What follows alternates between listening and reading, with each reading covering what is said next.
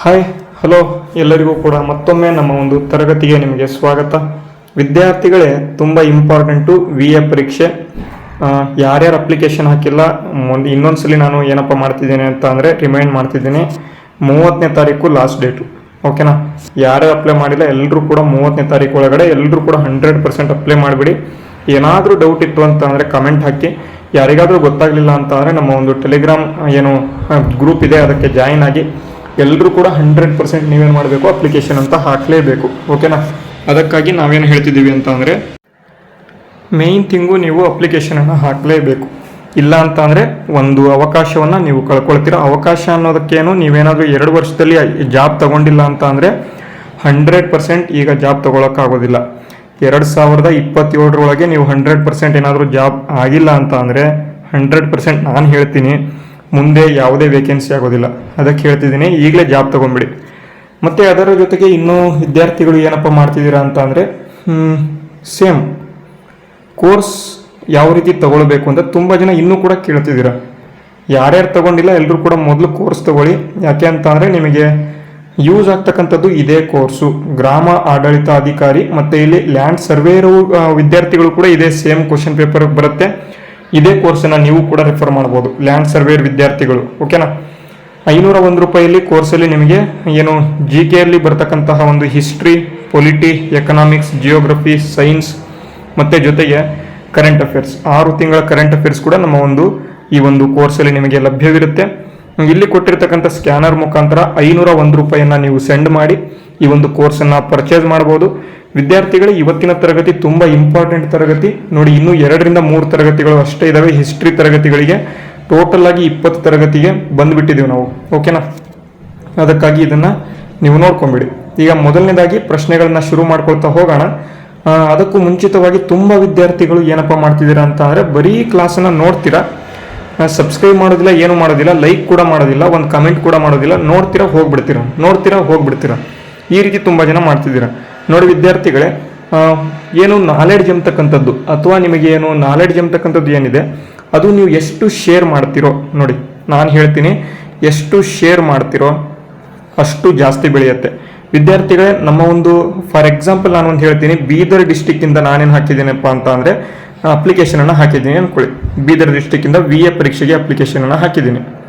ವಿದ್ಯಾರ್ಥಿಗಳು ಏನು ಹೇಳ್ತಾರೆ, ಬೀದರ್ ಅಕ್ಕಪಕ್ಕದಲ್ಲಿದ್ದವರು ಅವ್ರ ಫ್ರೆಂಡ್ಸಿಗೆ ಏನಿರ್ತಾರೆ ಅವ್ರಿಗೆ ಹೇಳಿಬಿಟ್ರೆ ಅವ್ರು ನನಕ್ಕಿಂತ ಜಾಸ್ತಿ ಮಾರ್ಕ್ಸ್ ತೊಗೊಂಡ್ಬಿಟ್ಟು ಬೀದರಲ್ಲಿ ಇರ್ತಕ್ಕಂಥ ಒಂದು ಪೋಸ್ಟ್ಗೆ ಕಾಂಪಿಟೇಷನ್ ಆಗಿಬಿಡುತ್ತೆ ಅಂತ ಅನ್ಕೊಂಡ್ಬಿಡ್ತೀರ.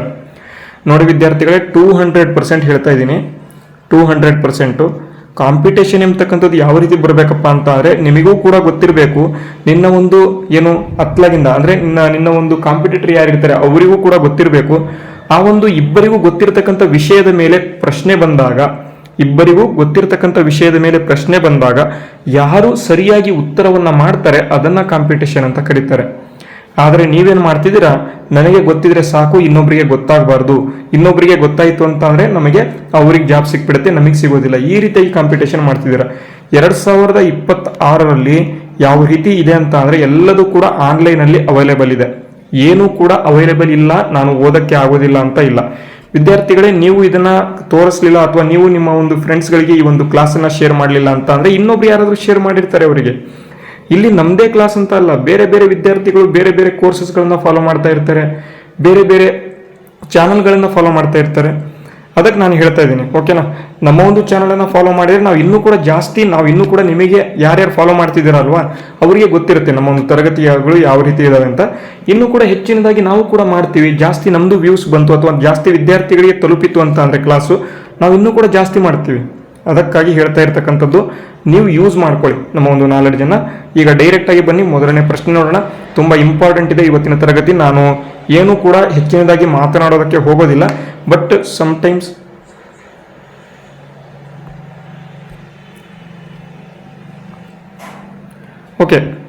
ಸಮಟೈಮ್ಸ್ ಏನಾಗತ್ತಪ್ಪ ಅಂತ ಅಂದರೆ ಇದೇ ರೀತಿ ಏನಪ್ಪ ಅಂತ ಅಂದರೆ ಸಮಟೈಮ್ಸ್ ಈ ರೀತಿ ಆಗಿಬಿಡುತ್ತೆ.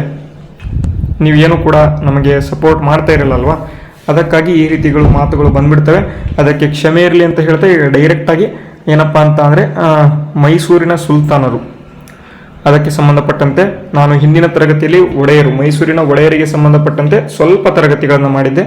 ಈಗ ಮೈಸೂರಿನ ಸುಲ್ತಾನರ ಬಗ್ಗೆ ಇರುತ್ತೆ. ಇದಾದ ಬಳಿಕ ನೆಕ್ಸ್ಟ್ ಏನಪ್ಪ ಇರುತ್ತೆ ಅಂತಂದ್ರೆ ಮತ್ತೆ ಒಡೆಯರು, ಅಂದ್ರೆ ಮೈಸೂರಿನ ಒಡೆಯರ ಸಂಬಂಧಪಟ್ಟಂತೆ ಪ್ರಶ್ನೆಗಳು ಬರ್ತವೆ. ಎಲ್ಲವನ್ನು ಕೂಡ ನೋಡ್ಕೊಳ್ತಾ ಹೋಗೋಣ. ಇವತ್ತಿನ ತರಗತಿಯಲ್ಲಿ ಸಂಪೂರ್ಣವಾಗಿ ಆಂಗ್ಲೋ ಮೈಸೂರು ಯುದ್ಧಗಳಾಗಿರ್ಬೋದು, ಇದ್ರ ಮೇಲೆ ಎಲ್ಲವೂ ಕೂಡ 4 ಆಂಗ್ಲೋ ಮೈಸೂರು ಯುದ್ಧ ಏನು ನಡೆದವು ಅದ್ರ ಮೇಲೆ ಎಲ್ಲದರ ಮೇಲೂ ಕೂಡ ಪ್ರಶ್ನೆಗಳಿದಾವೆ. ಒಂದೊಂದಾಗಿ ನೋಡ್ಕೊಳ್ತಾ ಹೋಗೋಣ. ಎಕ್ಸಾಮ್ಸ್ಗೆ ತುಂಬ ಇಂಪಾರ್ಟೆಂಟ್ ಇದು. ಈ ಒಂದು ಟಾಪಿಕ್ ಮೇಲೆ 100% ಪ್ರಶ್ನೆಗಳು ಬರುವಂಥ ಸಾಧ್ಯತೆಗಳು ಜಾಸ್ತಿ ಇರ್ತವೆ. ಓಕೆನಾ? ಈಗ ಬನ್ನಿ, ಮೊದಲನೇ ಪ್ರಶ್ನೆ ಏನಿದೆ ನೋಡೋಣ. ನೋಡಿ, ಇಂಗ್ಲೀಷಲ್ಲೂ ಕೂಡ ಕೊಟ್ಟಿದ್ದಾರೆ, ನೀವು ಬೇಕಾದರೆ ಓದ್ಬೋದು. ಈಗ ನೋಡಿ, ಕನ್ನಡದಲ್ಲಿ ನೋಡೋಣ. ಮೊದಲ ಆಂಗ್ಲ ಮೈಸೂರು ಯುದ್ಧ 1767ರಿಂದ 69ರಲ್ಲಿ ನಡೆದಂತಹ ಒಂದು ಮೊದಲ ಆಂಗ್ಲೋ ಮೈಸೂರು ಯುದ್ಧದ ಕುರಿತು ಈ ಕೆಳಗಿನ ಹೇಳಿಕೆಗಳನ್ನ ಪರಿಗಣಿಸಿ ಅಂತ ಕೊಟ್ಟಿದ್ದಾರೆ. ತುಂಬಾ ಇಂಪಾರ್ಟೆಂಟ್ ವಿದ್ಯಾರ್ಥಿಗಳೇ. ಆಂಗ್ಲೋ ಮೈಸೂರು ಯುದ್ಧಗಳು ಅಂತ ಬಂದಾಗ ನಿಮಗೆ ಗೊತ್ತಿರಬೇಕು, ಮೊದಲು ನಮ್ಮ ಒಂದು ಭಾರತದಲ್ಲಿ ಇರ್ತಕ್ಕಂಥ ಮೈಸೂರಿನ ಸುಲ್ತಾನರು ಯಾರಪ್ಪ ಅಂತಾರೆ? ಓನ್ಲಿ ಬರೀ ಇಬ್ಬರು ಹೆಸರು ನೆನ್ಪಿಟ್ಕೊಂಡ್ಬಿಡಿ. ಒಬ್ರು ಯಾರಪ್ಪ ಅಂತಾರೆ ಹೈದರಾಲಿ, ಇನ್ನೊಬ್ಬ ಯಾರಪ್ಪ ಅಂತಾರೆ ಟಿಪ್ಪು ಸುಲ್ತಾನ. ಈ ಇಬ್ಬರು ಏನಪ್ಪ ಮಾಡ್ತಾರೆ ಅಂತಂದ್ರೆ ಸಂಪೂರ್ಣ ಮೈಸೂರು ಸುಲ್ತಾನರಾಗಿ ಈ ಒಂದು ಮೈಸೂರನ್ನ ಆಳ್ವಿಕೆಯನ್ನ ನಡೆಸ್ತಾರೆ. ಇವರಿಬ್ಬರನ್ನೇ ನಾವು ಏನಪ್ಪ ಓದ್ತೀವಿ ಅಂತಾರೆ ಮೈಸೂರಿನ ಸುಲ್ತಾನರಲ್ಲಿ ಓದ್ತಾ ಹೋಗ್ತೀವಿ. ಇಲ್ಲಿ ಮೊದಲನೇ ಈ ಒಂದು ಮೈಸೂರು ಸುಲ್ತಾನರು ಬಂದ ಸಂದರ್ಭದಲ್ಲಿ ಏನಪ್ಪಾ ಆಗತ್ತೆ ಅಂತ ಅಂದ್ರೆ ಬ್ರಿಟಿಷರು ಕೂಡ ಏನಪ್ಪಾ ಬೆಳೀತಾ ಇದ್ರು. ಆ ಒಂದು ಬ್ರಿಟಿಷರು ಬೆಳೀತಾ ಇರ್ತಕ್ಕಂಥ ಒಂದು ಸಂದರ್ಭದಲ್ಲಿ ಈ ಒಂದು ಮೈಸೂರಿನ ಸುಲ್ತಾನರು ಅಥವಾ ಹೈದರಾಲಿ ಟಿಪ್ಪು ಸುಲ್ತಾನ ಮತ್ತೆ ಇಲ್ಲಿ ಬ್ರಿಟಿಷರ ನಡುವೆ ಕಲಹಗಳು ಉಂಟಾದವು. ಈ ಒಂದು ಕಲಹಗಳು ಉಂಟಾಗಿದ್ದರಿಂದ ಟೋಟಲ್ ಆಗಿ 4 ಆಂಗ್ಲೋ ಮೈಸೂರು ಯುದ್ಧಗಳು ಶುರುವಾಗ್ತವೆ. ಆ ಒಂದು ಆಂಗ್ಲೋ ಮೈಸೂರು ಯುದ್ಧಗಳಿಗೆ ಶುರುವಾಗೋದಕ್ಕೆ ಕಾರಣ ಯಾವುದಪ್ಪ ಅಂತ ಅಂದ್ರೆ 1767ರಿಂದ 1769ರವರೆಗೆ ಆಗ್ತಕ್ಕಂಥ ಮೊದಲನೇ ಆಂಗ್ಲೋ ಮೈಸೂರು ಯುದ್ಧ. ಈ ಒಂದು ಯುದ್ಧದಲ್ಲಿ ಹೈದರಾಲಿ ಏನಪ್ಪಾ ಅಂತ ಅಂದ್ರೆ ಬ್ರಿಟಿಷರ ಸೈನ್ಯವನ್ನ ಸೋಲಿಸ್ತಾನೆ. ಅದಕ್ಕೆ ಸಂಬಂಧಪಟ್ಟಂತೆ ಹೆಚ್ಚಿನ ಮಾಹಿತಿಗಳನ್ನ ಈ ಒಂದು ಪ್ರಶ್ನೆಗಳಲ್ಲಿ ನಾನು ಯಾಡ್ ಮಾಡಿದ್ದೇನೆ, ಒಂದೊಂದಾಗಿ ನೋಡ್ಕೊಳ್ತಾ ಹೋಗೋಣ. ನೋಡಿ, ಮೊದಲನೇದಾಗಿ ಮೊದಲ ಆಂಗ್ಲೋ ಮೈಸೂರು ಯುದ್ಧ ತುಂಬಾ ಇಂಪಾರ್ಟೆಂಟ್. ಯಾವ ವರ್ಷದಲ್ಲಿ ನಡೆಯುತ್ತೆ ಅಂತ ಡೈರೆಕ್ಟ್ ಆಗಿ ಪ್ರಶ್ನೆ ಬರುತ್ತೆ. 1767ರಿಂದ 1769 ಮೊದಲನೇ ಪ್ರಶ್ನೆ. ಒಂದು ಪ್ರಶ್ನೆಯಲ್ಲಿ ತುಂಬಾ ಇಂಪಾರ್ಟೆಂಟ್ ಆಗಿರ್ತಕ್ಕಂಥ ಪಾಯಿಂಟ್ಸ್ಗಳು ಇರ್ತವೆ. ನೋಡಿ, ಈಗ ಹೇಳಿಕೆಗೆ ಬರೋಣ. ಈ ಯುದ್ಧವು ಬ್ರಿಟಿಷ್ ಈಸ್ಟ್ ಇಂಡಿಯಾ ಕಂಪನಿ ಮತ್ತು ಹೈದರಾಲಿ ನಡುವೆ ನಡೆಯಿತು. ತುಂಬಾ ಇಂಪಾರ್ಟೆಂಟ್ ವಿದ್ಯಾರ್ಥಿಗಳೇ. ಮೊದಲ ಆಂಗ್ಲೋ ಮೈಸೂರು ಯುದ್ಧ ಯಾರ ನಡುವೆ ನಡೆಯಿತು ಎಂಬತಕ್ಕಂಥದ್ದು ತುಂಬಾ ಇಂಪಾರ್ಟೆಂಟು. ಹೈದರಾಲಿ ಮತ್ತೆ ಇಲ್ಲಿ ಬ್ರಿಟಿಷ್ ಈಸ್ಟ್ ಇಂಡಿಯಾ ಕಂಪನಿ ಅಂತ. ಮೊದಲನೇ ಹೇಳಿಕೆ ಏನಾಗಿದೆ? ಸರಿ ಇದೆ. ನೆಕ್ಸ್ಟ್ ಎರಡನೇ ಹೇಳಿಕೆಗೆ ಬರೋದಾದ್ರೆ, ಈ ಯುದ್ಧವು ಮದ್ರಾಸ್ ಒಪ್ಪಂದದೊಂದಿಗೆ ಅಂತ್ಯವಾಯಿತು. ತುಂಬಾ ಇಂಪಾರ್ಟೆಂಟು ವಿದ್ಯಾರ್ಥಿಗಳೇ. ಟೋಟಲ್ ಆಗಿ 4 ಆಂಗ್ಲೋ ಮೈಸೂರು ಯುದ್ಧಗಳಲ್ಲಿ ಟೋಟಲ್ ಆಗಿ 3 ಏನಪ್ಪಾ ಅಂತ ಅಂದ್ರೆ ಟ್ರೀಟಿಗಳು, ಒಪ್ಪಂದಗಳು ಬರ್ತವೆ. ಮೊದಲನೇದು ಮದ್ರಾಸ್ ಒಪ್ಪಂದ, ಎರಡನೇದು ಮಂಗಳೂರು ಒಪ್ಪಂದ, ಮೂರನೇದು ಶ್ರೀರಂಗಪಟ್ಟಣ ಒಪ್ಪಂದ. ನೋಡಿ ವಿದ್ಯಾರ್ಥಿಗಳು, ಮೊದಲನೇದು ಮದ್ರಾಸ್ ಒಪ್ಪಂದ ಸಣ್ಣ ಒಪ್ಪಂದ, ಮಂಗಳೂರು ಒಪ್ಪಂದ ಅದಕ್ಕಿಂತ ಸ್ವಲ್ಪ ದೊಡ್ಡ ಒಪ್ಪಂದ, ಶ್ರೀರಂಗಪಟ್ಟಣ ಅದಕ್ಕಿಂತ ಸ್ವಲ್ಪ ದೊಡ್ಡ ಒಪ್ಪಂದ. ನೀವು ಬರೀ ಹೆಸರಿನಲ್ಲಿ ನೋಡ್ಬೋದು. ಮದ್ರಾಸ್ ಬರೀ 3 ಅಕ್ಷರ ಇದೆ, ಮಂಗಳೂರು 4 ಅಕ್ಷರ ಇದೆ, ಶ್ರೀರಂಗಪಟ್ಟಣ 5-6 ಅಕ್ಷರ ಇದೆ. ಈ ರೀತಿಯಾಗಿ ಮದ್ರಾಸ್, ಮಂಗಳೂರು, ಶ್ರೀರಂಗಪಟ್ಟಣ ಈ ರೀತಿಯಾಗಿ ನೆನ್ಪಿಟ್ಕೊಂಡ್ಬಿಡಿ, ಈಸಿ ಆಗಿಬಿಡುತ್ತೆ. ನೆಕ್ಸ್ಟ್, ಈ ಒಂದು ಮೊದಲನೇ ಆಂಗ್ಲೋ ಮೈಸೂರು ಯುದ್ಧ ನಾನು ಈಗಾಗಲೇ ಹೇಳಿದೆ, ಈ ಒಂದು ಮದ್ರಾಸ್ ಒಪ್ಪಂದದೊಂದಿಗೆ ಅಂತ್ಯವಾಗುತ್ತೆ ಅಂತ. ಹಾಗಾಗಿ ಎರಡನೇ ಹೇಳಿಕೆ ಕೂಡ ಇಲ್ಲಿ ಸರಿಯಾಗಿದೆ. ಅದೇ ರೀತಿ ಮೂರನೇ ಹೇಳಿಕೆ ನೋಡಿ, ಮೂರನೇ ಶಕ್ತಿಯ ದಾಳಿಯ ಸಂದರ್ಭದಲ್ಲಿ ಪರಸ್ಪರ ಸಹಾಯ ಮಾಡಿಕೊಳ್ಳುವ ಷರತ್ತು ಒಪ್ಪಂದದಲ್ಲಿ ಇತ್ತು. ಅಂದ್ರೆ ಈ ಒಂದು ಏನಪ್ಪಾ ಅಂತಂದ್ರೆ ಮದ್ರಾಸ್ ಒಪ್ಪಂದದಲ್ಲಿ ಏನಪ್ಪಾ ಆಗುತ್ತೆ ಅಂತ ಅಂದ್ರೆ ಯಾರಾದ್ರೂ ಇವರ ನಡುವೆ ಅಂದ್ರೆ ಬ್ರಿಟಿಷ್ ಈಸ್ಟ್ ಇಂಡಿಯಾ ಕಂಪನಿಗೆ ಮತ್ತೆ ಇಲ್ಲಿ ಹೈದರಾಲಿಗೆ ಯಾರಾದ್ರೂ ಬೇರೆಯವರು ಅಂದ್ರೆ ಇವರಿಗೆ ಬೇರೆಯವರು ಮರಾಠರಾಗಿರ್ಬೋದು, ನಿಜಾಮರಾಗಿರ್ಬೋದು ಯಾರಾದ್ರೂ ಅಟ್ಯಾಕ್ ಮಾಡಿದ್ರೆ ಇವ್ರು ಏನ್ ಮಾಡ್ತಾರೆ ಅಂತ ಅಂದ್ರೆ ಒಬ್ರಿಗೊಬ್ರು ಸಪೋರ್ಟ್ ಅನ್ನ ಮಾಡ್ಕೊಳ್ತಾರೆ ಅಂತ ಇಲ್ಲಿ ಈ ಒಂದು ಒಪ್ಪಂದದಲ್ಲಿ ಇತ್ತು.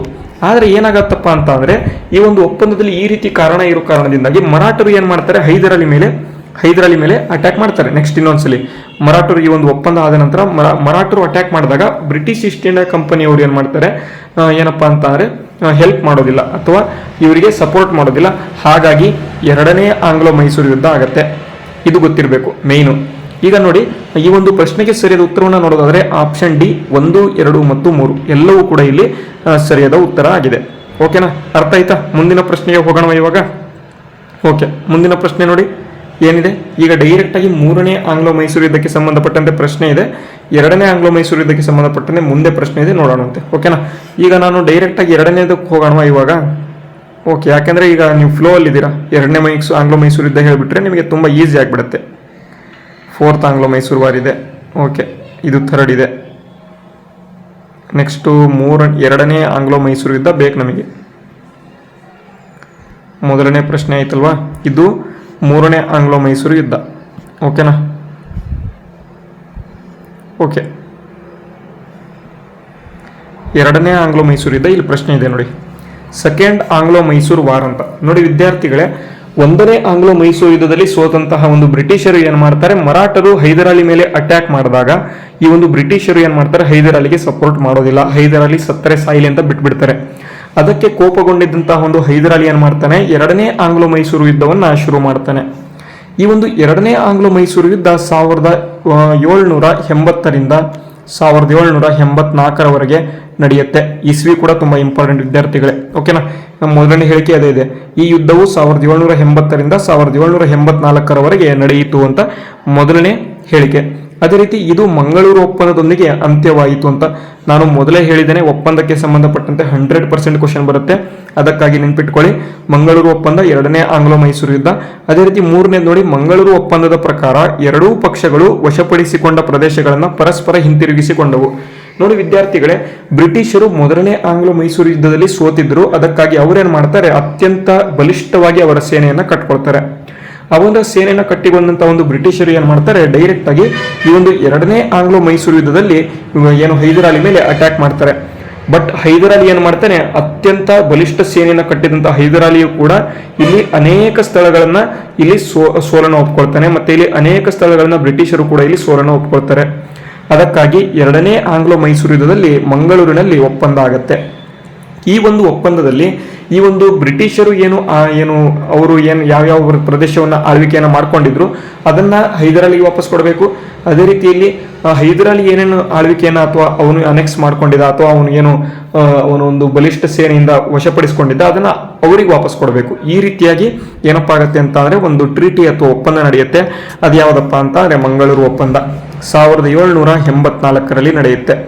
ಮತ್ತೆ ಇನ್ನೊಂದು ಪ್ರಶ್ನೆ ಬರುತ್ತೆ, 1784ರಲ್ಲಿ ಈ ಒಂದು ಎರಡನೇ ಆಂಗ್ಲೋ ಮೈಸೂರು ಯುದ್ಧದ ನಡೆಯುವ ಸಂದರ್ಭದಲ್ಲಿ ಭಾರತದ ವೈಸರಾಯ್ ಅಥವಾ ಭಾರತದ ಗವರ್ನರ್ ಯಾರಿದ್ರು ಅಂತ ಬರ್ತಾರೆ, ವಾರೆನ್ ಹೇಸ್ಟಿಂಗ್ ತುಂಬಾ ಇಂಪಾರ್ಟೆಂಟ್. ಎರಡನೇ ಆಂಗ್ಲೋ ಮೈಸೂರು ಯುದ್ಧ. ಆದರೆ ಮೂರನೇ ಆಂಗ್ಲೋ ಮೈಸೂರು ಯುದ್ಧದಲ್ಲಿ ಕಾರ್ನ್ ವಾಲಿಸ್ ಎಂಬತಕ್ಕಂಥವನು ಬರ್ತಾನೆ. ಅದೇ ನಾಲ್ಕನೇ ಆಂಗ್ಲೋ ಮೈಸೂರು ಯುದ್ಧದಲ್ಲಿ ವೆಲ್ಲೆಸ್ಲಿ ಎಂಬತಕ್ಕಂಥವನು ಬರ್ತಾನೆ. ಎಲ್ಲವೂ ಕೂಡ ತುಂಬಾ ಇಂಪಾರ್ಟೆಂಟ್ ವಿದ್ಯಾರ್ಥಿಗಳು, ಇದ್ರ ಮೇಲೆ ಪ್ರಶ್ನೆ ಬರುತ್ತೆ, ನೆನ್ಪಿಟ್ಕೋಬೇಕು. ಓಕೆನಾ. ಈಗ ಬನ್ನಿ, ಇಲ್ಲೂ ಕೂಡ ಆಲ್ಮೋಸ್ಟ್ ಎಲ್ಲವೂ ಕೂಡ ಸರಿಯಾಗಿದ್ದಾವೆ. Option D is the right answer. Mangaluru ಒಪ್ಪಂದದ ಪ್ರಕಾರ ಎರಡೂ ಪಕ್ಷಗಳು ವಶಪಡಿಸಿಕೊಂಡ ಪ್ರದೇಶಗಳ ಪರಸ್ಪರವನ್ನ ಹಿಂತಿರುಗಿಸಿಕೊಂಡವು ಅಂತ ಕೊಟ್ಟಿದ್ದಾರೆ, ಸರಿ ಇದೆ. ಓಕೆನಾ. ಈಗ ಡೈರೆಕ್ಟ್ ಆಗಿ ಎರಡನೇ ಪ್ರಶ್ನೆಗೆ ಬರೋಣ. ಏನಪ್ಪಾ ಅಂತ ಅಂದ್ರೆ ಟ್ರೀಟಿ ಆಫ್ ಶ್ರೀರಂಗಪಟ್ಟಣ, ಮೂರನೇ ಆಂಗ್ಲೋ ಮೈಸೂರು ಯುದ್ಧ. ನೋಡಿ ವಿದ್ಯಾರ್ಥಿಗಳೇ, 1792ರ ಶ್ರೀರಂಗಪಟ್ಟಣದ ಒಪ್ಪಂದದ ಕುರಿತು ಕೆಳಗಿನ ಹೇಳಿಕೆಗಳನ್ನು ಪರಿಗಣಿಸಿ ಅಂತ ಕೊಟ್ಟಿದ್ದಾರೆ. ವಿದ್ಯಾರ್ಥಿಗಳೇ, ಇದು ಮೂರನೇ ಆಂಗ್ಲೋ ಮೈಸೂರು ಯುದ್ಧದ ಅಂತ್ಯವನ್ನ ಈ ಒಂದು ಶ್ರೀರಂಗಪಟ್ಟಣ ಒಪ್ಪಂದದ ಮುಖಾಂತರ ಮಾಡಲಾಗುತ್ತೆ ಅಂತ ಇಲ್ಲಿ ಮೊದಲನೇ ಹೇಳಿಕೆ. ಎರಡನೇ ಹೇಳಿಕೆ ನೋಡಿ, ಈ ಒಪ್ಪಂದದ ಪ್ರಕಾರ ಟಿಪ್ಪು ಸುಲ್ತಾನನು ತನ್ನ ರಾಜ್ಯದ ಸುಮಾರು ಅರ್ಧ ಭಾಗವನ್ನ ಬಿಟ್ಟುಕೊಟ್ಟನು ಅಂತ ಕೊಟ್ಟಿದ್ದಾರೆ. ಏನಪ್ಪಾ ಅಂತ ಅಂದ್ರೆ ಹೈದರ್ ಅಲಿ ಏನಿರ್ತಾನೆ, ಹೈದರ್ ಅಲಿಗೆ ಕ್ಯಾನ್ಸರ್ ಇರುತ್ತೆ. ಈ ಒಂದು ಕ್ಯಾನ್ಸರ್ನ ಕಾರಣದಿಂದಾಗಿ ಹೈದರ್ ಅಲಿ ಏನ್ ಮಾಡ್ತಾನೆ, 1782ರಲ್ಲಿ ಮೃತಪಡ್ತಾನೆ ಅಥವಾ ಸತ್ತೋಗ್ತಾನೆ. ಆ ಕಾರಣದಿಂದ ಎರಡನೇ ಆಂಗ್ಲೋ ಮೈಸೂರು ಯುದ್ಧವನ್ನ ಯಾರಪ್ಪ ಮುಂದುವರಿಸ್ತಾರೆ ಅಂತ ಅಂದ್ರೆ ಟಿಪ್ಪು ಸುಲ್ತಾನ್ ಮುಂದುವರಿಸ್ತಾನೆ. ಈ ಒಂದು ಟಿಪ್ಪು ಸುಲ್ತಾನ್ 1784ರಲ್ಲಿ ಮಂಗಳೂರು ಒಪ್ಪಂದ ಮಾಡುವುದರ ಮೂಲಕ ಎರಡನೇ ಆಂಗ್ಲೋ ಮೈಸೂರು ಯುದ್ಧವನ್ನ ಕೊನೆಗೊಳಿಸ್ತಾನೆ. ಇದಾದ ಬಳಿಕ ಮೂರನೇ ಆಂಗ್ಲೋ ಮೈಸೂರು ಯುದ್ಧವನ್ನ ಈ ಒಂದು ಸೇಮ್ ಅಂದ್ರೆ ಟಿಪ್ಪು ಸುಲ್ತಾನ ಶುರು ಮಾಡ್ತಾನೆ. ಶ್ರೀರಂಗಪಟ್ಟಣ ಒಪ್ಪಂದದಿಂದ ಈ ಒಂದು ಮೂರನೇ ಆಂಗ್ಲೋ ಮೈಸೂರು ಯುದ್ಧ ಕೊನೆಗೊಳ್ಳುತ್ತೆ. ಎರಡನೇ ಆಂಗ್ಲೋ ಮೈಸೂರು ಯುದ್ಧ ಯಾರು ಕೂಡ ಗೆಲ್ಲೋದಿಲ್ಲ, ಬ್ರಿಟಿಷ್ ಈಸ್ಟ್ ಇಂಡಿಯಾ ಕಂಪನಿ ಕೂಡ ಗೆಲ್ಲೋದಿಲ್ಲ, ಮತ್ತೆ ಇಲ್ಲಿ ಹೈದರ್ ಅಲಿ ಕೂಡ ಗೆಲ್ಲೋದಿಲ್ಲ. ಬಟ್ ಮೂರನೇ ಆಂಗ್ಲೋ ಮೈಸೂರು ಯುದ್ಧದಲ್ಲಿ ಬ್ರಿಟಿಷರು ಇನ್ನೂ ಕೂಡ ಬಲಿಷ್ಠವಾಗಿ ಬಂದು ಈ ಒಂದು ಟಿಪ್ಪುವಿನ ಸೇನೆಯನ್ನ ಮುತ್ತಿಕೊಳ್ತಾರೆ. ಈ ಒಂದು ಟಿಪ್ಪುವಿನ ಸೇನೆಯನ್ನು ಮುತ್ತಿಕೊಂಡಿದ್ದಂತಹ ಈ ಒಂದು ಬ್ರಿಟಿಷ್ ಈಸ್ಟ್ ಇಂಡಿಯಾ ಕಂಪನಿ ಏನ್ ಮಾಡುತ್ತೆ, ಮೂರನೇ ಆಂಗ್ಲೋ ಮೈಸೂರು ಯುದ್ಧವನ್ನ ಗೆದ್ದುಕೊಳ್ಳುತ್ತೆ. ಈ ಒಂದು ಅಂತ್ಯ ಅಥವಾ ಮೂರನೇ ಆಂಗ್ಲೋ ಮೈಸೂರು ಯುದ್ಧದ ಒಂದು ಸಂದರ್ಭದಲ್ಲಿ ಅಂತ್ಯಗೊಂಡಿದ್ದು ಯಾವ ರೀತಿ ಅಂತ ಅಂದ್ರೆ ಶ್ರೀರಂಗಪಟ್ಟಣ ಒಪ್ಪಂದದಿಂದ 1792ರಲ್ಲಿ ಈ ಒಂದು ಶ್ರೀರಂಗಪಟ್ಟಣ ಒಪ್ಪಂದ ಆಗತ್ತೆ. ತುಂಬಾ ಇಂಪಾರ್ಟೆಂಟ್ ವಿದ್ಯಾರ್ಥಿಗಳೇ. ಈ ಒಪ್ಪಂದದ ಪ್ರಕಾರ ಟಿಪ್ಪು ಸುಲ್ತಾನನು ತನ್ನ ರಾಜ್ಯದ ಸುಮಾರು ಅರ್ಧ ಭಾಗವನ್ನ ಬಿಟ್ಟುಕೊಟ್ಟನು. ಯಾಕಪ್ಪ ಅಂತಂದ್ರೆ ಸೋಲ್ತಾನೆ, ಇಲ್ಲಿ ಟಿಪ್ಪು ಸುಲ್ತಾನ್ ಸೋಲ್ತಾನೆ. ಆ ಕಾರಣದಿಂದಾಗಿ ಎಲ್ಲವನ್ನು ಕೂಡ ಬಿಟ್ಟುಕೊಡ್ತಾನೆ. ಅದಾದ ಬಳಿಕ ಟಿಪ್ಪು ಸುಲ್ತಾನನ ಇಬ್ಬರು ಪುತ್ರರನ್ನು ಕೂಡ ಇಲ್ಲಿ ಬ್ರಿಟಿಷರ ಒತ್ತೆಯಾಳುಗಳಾಗಿ ನೀಡಲಾಯಿತು ಅಂತ ಕೊಟ್ಟಿದ್ದಾರೆ. ವಿದ್ಯಾರ್ಥಿಗಳಿಗೆ ಹೇಳಿಕೆ ಎಲ್ಲವೂ ಕೂಡ ತುಂಬ ಇಂಪಾರ್ಟೆಂಟು. ಸುಮ್ಮನೆ ಈಸಿ ಹೇಳಿಕೆ ಕೊಡ್ತಾ ಇಲ್ಲ, 100% ಎಕ್ಸಾಮ್ಗೆ ಬರ್ತಕ್ಕಂಥ ಹೇಳಿಕೆಯನ್ನು ಕೊಡ್ತಾ ಇದ್ದೇನೆ. ಅದಕ್ಕಾಗಿ ನೀವೇನು ಮಾಡಬೇಕು, ಸಂಪೂರ್ಣವಾಗಿ ತರಗತಿನ ಮೊದಲು ನೋಡಬೇಕು. ಓಕೆನಾ. ಆಪ್ಷನ್ ಡಿ ಇಲ್ಲೂ ಕೂಡ ಸರಿಯಾದ ಉತ್ತರ. ಅದೇ ರೀತಿ ಬನ್ನಿ ಮುಂದಿನ ಪ್ರಶ್ನೆ ನೋಡಿ. ಟಿಪ್ಪು ಸುಲ್ತಾನರ ಕುರಿತು ಕೆಳಗಿನ ಹೇಳಿಕೆಗಳನ್ನು ಪರಿಗಣಿಸಿ ಅಂತ ಕೊಟ್ಟಿದ್ದಾರೆ. ಟಿಪ್ಪು ಸುಲ್ತಾನನು 1782ರಲ್ಲಿ ಹೈದರಾಲಿಯ ಉತ್ತರಾಧಿಕಾರಿಯಾದನು. ಯಾಕಪ್ಪ ಅಂತಂದ್ರೆ ಹೈದರಾಲಿ 1782ರಲ್ಲಿ ಕ್ಯಾನ್ಸರ್ನ ಒಂದು ಕಾರಣದಿಂದಾಗಿ ಮೃತ ಅಥವಾ ಇಲ್ಲಿ ಸತ್ತು ಹೋಗ್ತಾನೆ ಅಥವಾ ನಿಧನನಾಗ್ತಾನೆ. ಆ ಕಾರಣದಿಂದಾಗಿ ಇವನು ಉತ್ತರಾಧಿಕಾರಿ ಆಗ್ತಾನೆ. ಈ ಒಂದು ಟಿಪ್ಪು ಸುಲ್ತಾನನನ್ನ ಮೈಸೂರಿನ ಹುಲಿ ಅಂತ ಕರೆಯಲಾಗ್ತಾ ಇತ್ತು. ತುಂಬಾ ವಿದ್ಯಾರ್ಥಿಗಳೇ ತುಂಬಾ ಇಂಪಾರ್ಟೆಂಟು, ಮೈಸೂರಿನ ಹುಲಿ ಅಂತ ಮೊದಲು ಪ್ರಶ್ನೆ ಕೇಳ್ತಾ ಇದ್ರು. ಬಟ್ ಈಗ ಏನಪ್ಪ ಬರುತ್ತೆ ಅಂತ ಈಸಿಯಾಗಿ ಹೇಳಿಕೆಯಲ್ಲಿ ಕೊಟ್ಬಿಡ್ತಾರೆ. ಮೈಸೂರಿನ ಹುಲಿ ಎಂದು ಯಾರನ್ನು ಕರೆಯಲಾಗ್ತಾ ಇತ್ತು ಅಂತ ಇಲ್ಲಿ ಕೇಳೋದಿಲ್ಲ. ಟಿಪ್ಪು ಸುಲ್ತಾನನನ್ನ ಮೈಸೂರಿನ ಹುಲಿ ಅಂತ ಕರೀತಾ ಇದ್ರು ಅಂತ ಇಲ್ಲಿ ಹೇಳಿಕೆಯಲ್ಲಿ ಕೊಟ್ಬಿಡ್ತಾರೆ ಅವರೇ.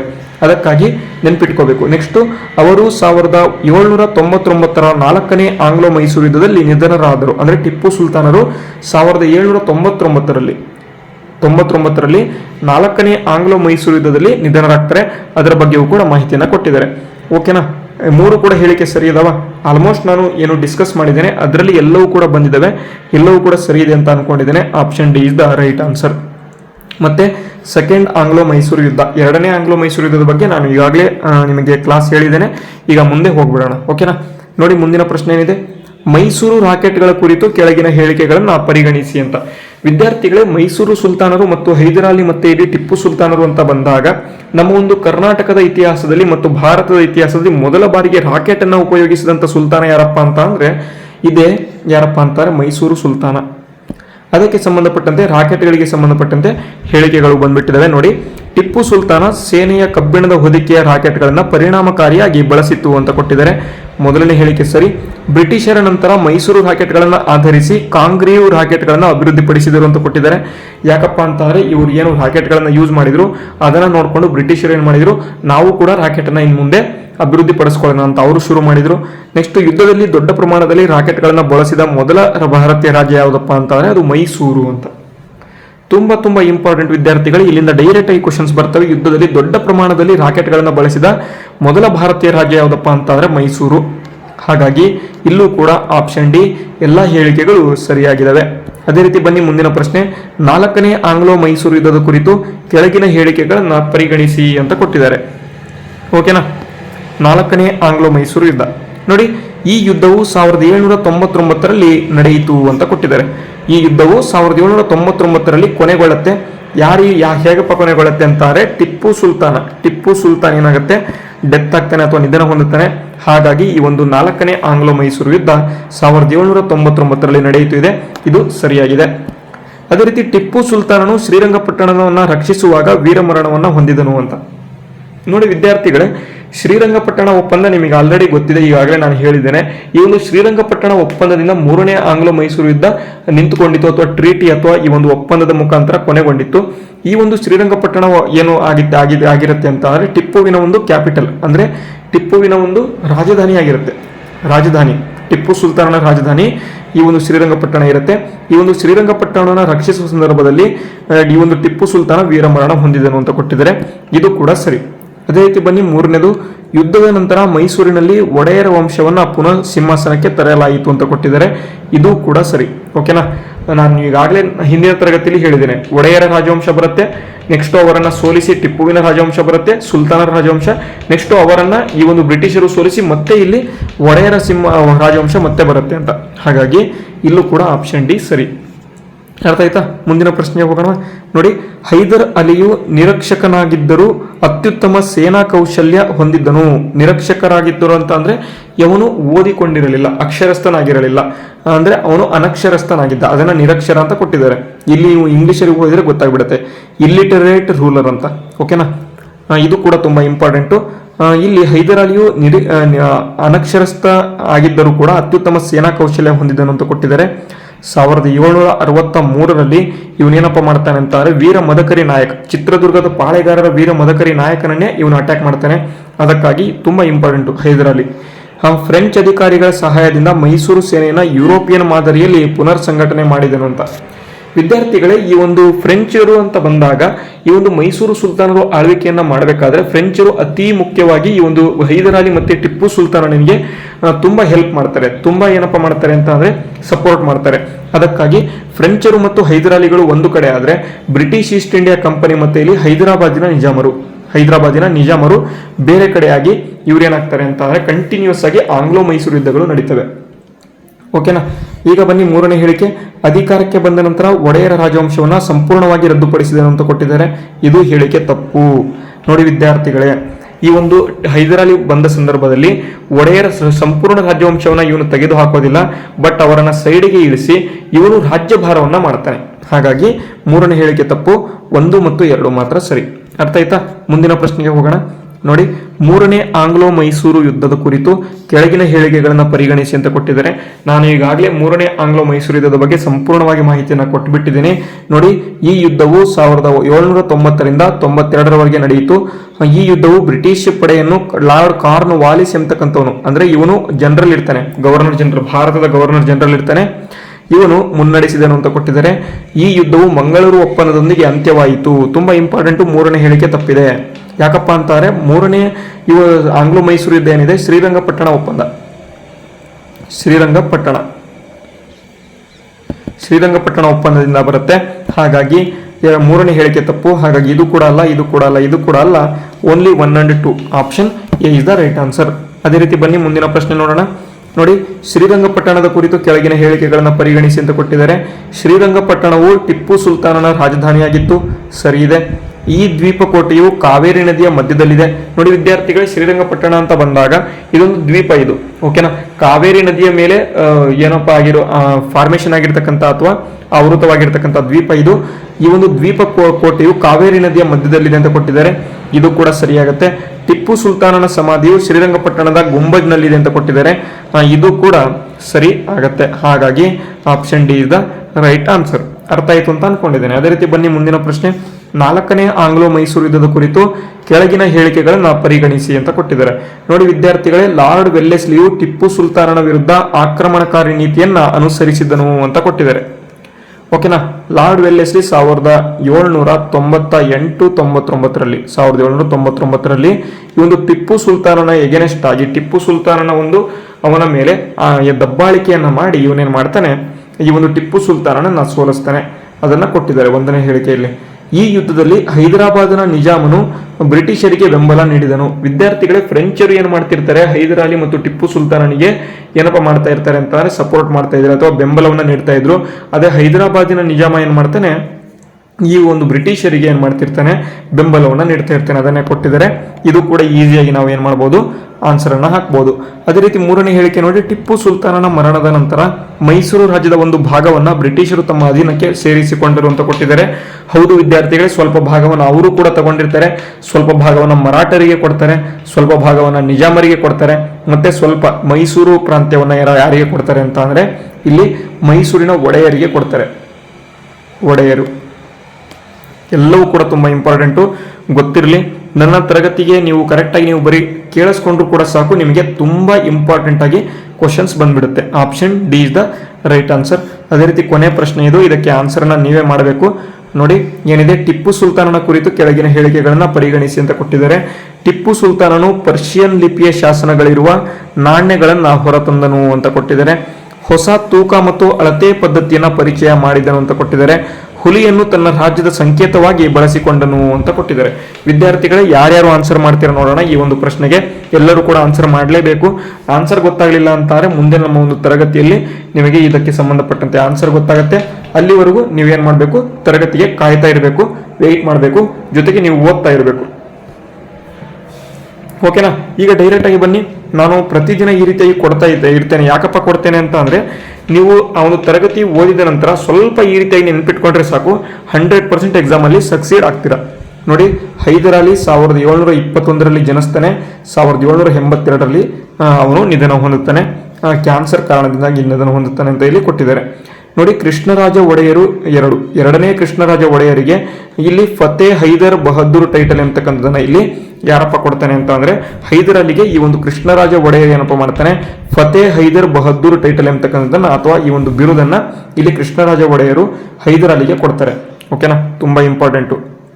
ಹೈದರ್ ಅಲಿ ಏನ್ ಮಾಡ್ತಾನೆ, French army training to his army, ಅಂದ್ರೆ Hyder Ali gave French army training to his army, ಅಂದ್ರೆ ಫ್ರೆಂಚರ ಒಂದು ಏನು ಅವರ ಒಂದು ಆರ್ಮಿಯಲ್ಲಿ ಅಥವಾ ಸೈನ್ಯದಲ್ಲಿ ಇರತಕ್ಕಂಥ ಒಂದು ಟ್ರೈನಿಂಗ್ ಅನ್ನ ಇಲ್ಲಿ ಹೈದರ್ ಅಲಿ ತನ್ನ ಒಂದು ಸೈನ್ಯಕ್ಕೆ ಕೊಟ್ಕೊಳ್ತಾನೆ ಅಂತ ಇಲ್ಲಿ ಮಾಹಿತಿಗಳನ್ನ ಕೊಟ್ಟಿದ್ದಾರೆ. ಇವೆಲ್ಲ ಹೇಳಿಕೆಯಲ್ಲಿ ಪ್ರಶ್ನೆಗಳು ಬರ್ತವೆ, ಅದಕ್ಕಾಗಿ ಗೊತ್ತಿರಬೇಕು. ಮತ್ತೆ ಇಲ್ಲಿ ಕ್ಯಾಪಿಟಲ್ ಬಂದ್ಬಿಟ್ಟು ಶ್ರೀರಂಗಪಟ್ಟಣ ಇರುತ್ತೆ ಅಥವಾ ರಾಜಧಾನಿ ಬಂದ್ಬಿಟ್ಟು ಶ್ರೀರಂಗಪಟ್ಟಣ ಗೊತ್ತಿರಬೇಕು. 1763ರಲ್ಲಿ ಈ ಒಂದು ಹೈದರ್ ಅಲಿ ಏನ್ ಮಾಡ್ತಾನೆ, ಮದಕರಿ ನಾಯಕ 5ನೇ ಮದಕರಿ ನಾಯಕ ಚಿತ್ರದುರ್ಗವನ್ನ ಏನ್ ಮಾಡ್ತಾನೆ ಅಂತ ಅಂದ್ರೆ ಅವರ ಮೇಲೆ ಅಟ್ಯಾಕ್ ಅನ್ನ ಮಾಡಿ ಅದನ್ನ ಗೆದ್ಕೊಳ್ತಾನೆ ಅಂತ ಕೊಟ್ಟಿದ್ದಾರೆ.